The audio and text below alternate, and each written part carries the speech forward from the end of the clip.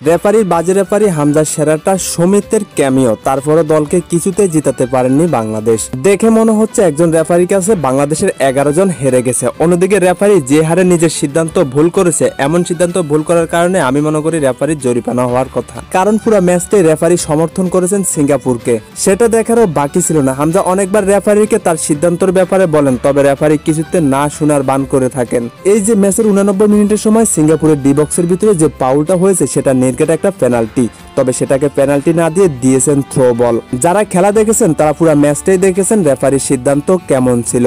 তার বাজে সিদ্ধান্তের কারণে বাংলাদেশ সিঙ্গাপুরের কাছে হারতে হলো। তবে হামজা রেফারির এই ধরনের সিদ্ধান্ত দেখে একেবারে মেনে নিতে পারেননি। বারবার এসে রেফারিকে জিজ্ঞাসা করেন, তবে রেফারি তার কথায় কোনো সাড়া দেননি। হামজা তার সেরাটা দিয়েছেন ম্যাচের 67 মিনিটের সময় বাংলাদেশ গোল পেয়েছেন একটা, সেটা অ্যাসিস্ট হয়েছেন হামজা, তবে গোলটা দিয়েছেন রাকিব হোসাইন।